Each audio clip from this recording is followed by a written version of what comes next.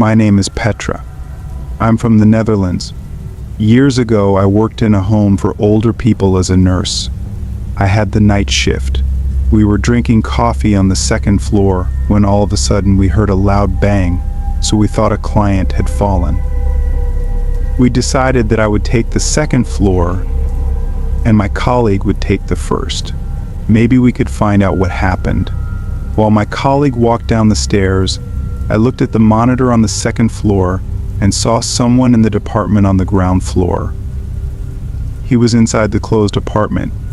You could walk in there, but you needed a code to get out. People with dementia lived there. We watched for a while, and the guy was stuck, he couldn't get out. We decided to go inside a room on the second floor of one of our clients because you needed a special key to go inside, so we thought that was safer. We explained to her what was going on. She was perfectly capable of understanding the situation, and of course we called 112. I explained the situation. They told me they would come right away. I called my husband, who also had the night shift as a security guard in another town not too far away from us. He was just talking with the cops while I called 112 and said they were on their way. When I hung up, I looked outside and saw that guy climbing out the window, so I called back. They asked if something had changed. The police arrived, and we did a walk-through with them throughout the whole building. The guy broke the door in the kitchen. His stuff to break the door was there on the ground. Police couldn't really do much. I don't even know if they found the guy. Later that day, we heard that they were riding around the building 2 hours before the guy went in. The guy had walked all over the ground floor while we were having our coffee on the second floor. That's a pretty scary thought. The next day I had one more night shift, and though I don't have that much to fear, it was still pretty scary, so I asked if I could bring my 2 dogs. We had 2 Rottweilers at the time, and they were actually okay with that, so I brought them with me the next night. Nothing happened. The dogs walked with me the whole night, and of course I let them outside now and then to do their thing. The other night 2 other colleagues had the night shift, and guess what? They came back. They had robbed the safe. I always thought that the guy we had was just to look around and see if he could get away, but they had planned to come back for the safe the next night. But I'm guessing the 2 Rottweilers scared them off. I wouldn't go inside if there were 2 dogs like that either if I didn't know them. Later on, I always brought my dogs if I ever did the night shift over there. Most colleagues would be happy if they worked with me because they felt safe with the dogs, and so did I. The funny thing was that the dogs knew the round that we always walked. After a few times, I didn't even put their leash on, they just knew. If we needed to help a client, they just waited in the hallway until I was done. A few clients knew it because I told them, knowing that they love dogs, so when they needed our help, the dogs went with us in their apartment. Both the dogs and clients loved that. In my own personal experience, Rottweilers are known as friendly, but don't mess with them or the people they love, then they'll change. No other weird things happened after that.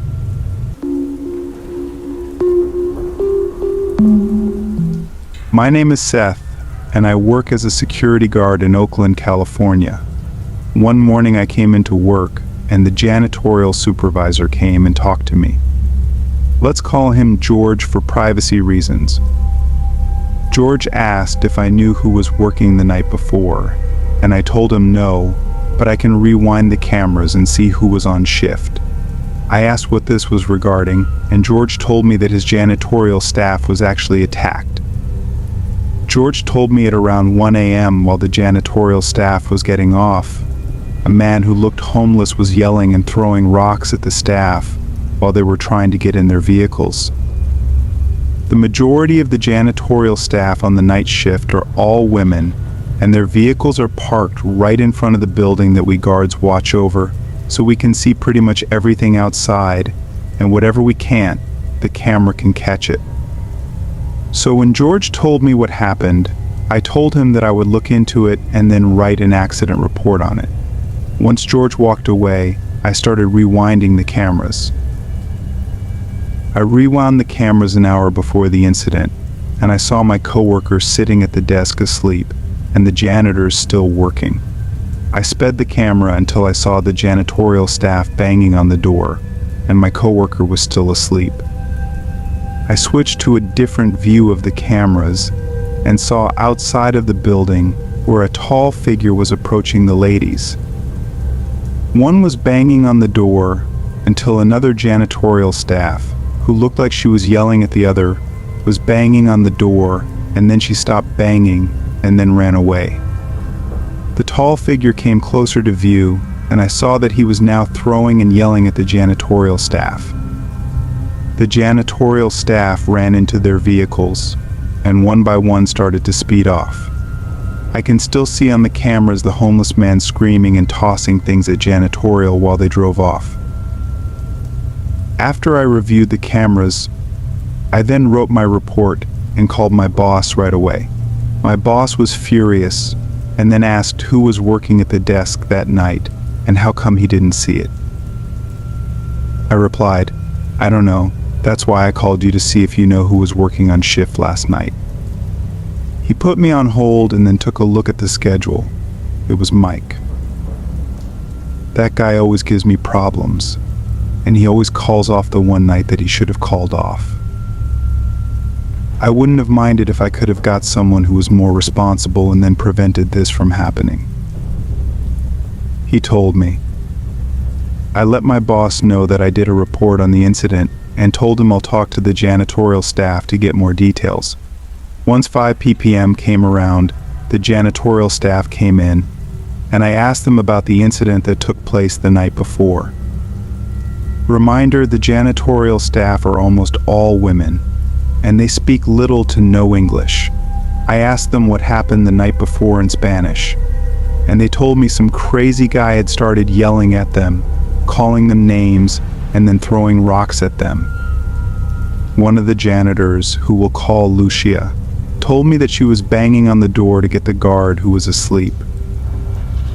She was trying to get them to help them, but to no avail. Then one of the other janitors yelled out, "What are you doing? He's getting closer. Forget it. He's not going to help us. Just run to your car." I asked Lucia if she had tried to call the cops when she got in her car, but she told me no. She thought that Mike, who was the security guard that was asleep, but he never did. Later on, George informed me that he was going to report the incident to headquarters and then inform them of our negligence. I don't blame him. The fact that his staff was put at risk and we didn't even do anything, I would have done the same thing. I called my boss again and gave him more details, as well as letting him know that George will be reporting us. My boss just sighed and said, "I don't blame him. Whatever happens, happens. Our job is to observe and report, and that didn't happen last night." Thanks again, Seth. I really felt bad for the ladies, and even though they were afraid, they still came to work and did what they had to do. I ran into Lucia a week later to check up on her, and she told me that she's still scared about what happened and it was really traumatic, but that she has kids to feed and she can't let this stop her from working. So yeah, I guess that's the story.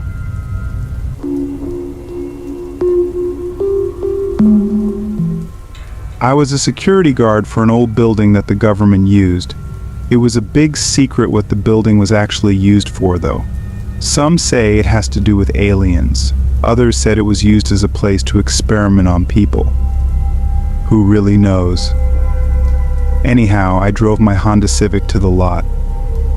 I got out and approached the building. Right away I could tell this wasn't going to be easy. This building had something attached to it. I went from being okay with the job to now being frightened within seconds.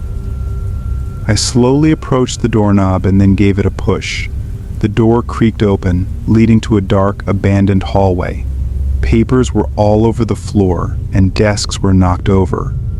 As I walked inside the building, I got the sensation that I was being watched. Hello, I called out into the dark. I started to search the first floor, and then I made my way to the second floor. That's when I noticed a key on the ground. It had third floor labeled on it, so I walked up towards the door leading to the third floor.